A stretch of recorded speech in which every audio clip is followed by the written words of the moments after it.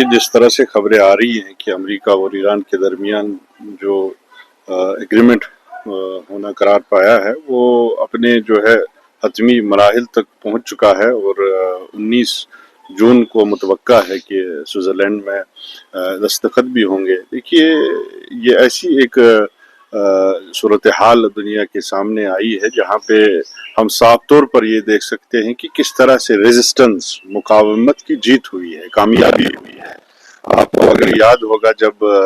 इस जंग का आगाज हुआ था तो जो ट्वीट्स ट्रंप के थे वो अनकंडीशनल सरेंडर जैसे अल्फाजों का इस्तेमाल करते थे, यानी उनके उनके सामने जो ईरान की कोई हैसियत नहीं थी। उनका ये उस टाइम मानना था कि शायद 12 या 24 घंटे में हम ईरान की जो इस्लामी हुकूमत है उसका कायापलट करेंगे। लेकिन जिस तरह से पहले 40 दिन भी अपनी कुव्वत के साथ जिस तरह हमलों का मुकाबला किया गया और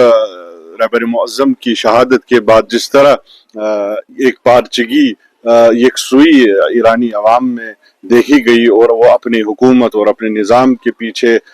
मजबूती के साथ हमें खड़ी दिखी, तो ये ईरानी कौम की जीत है, ये मुकावमत रेजिस्टेंस की जीत है और ये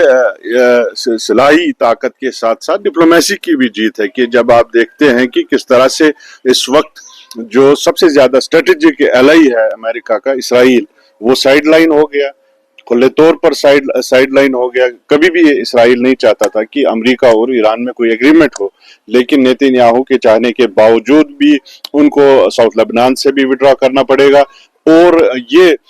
डील जो है वो अब साइन होने वाली है और इसराइल की जो असलियत है वो दुनिया के सामने और ज्यादा खुलेपन से आई और स्ट्रेटेजिकली जो इसराइल की इसमें हार हुई है तो वो दुनिया के सामने इस वक्त है।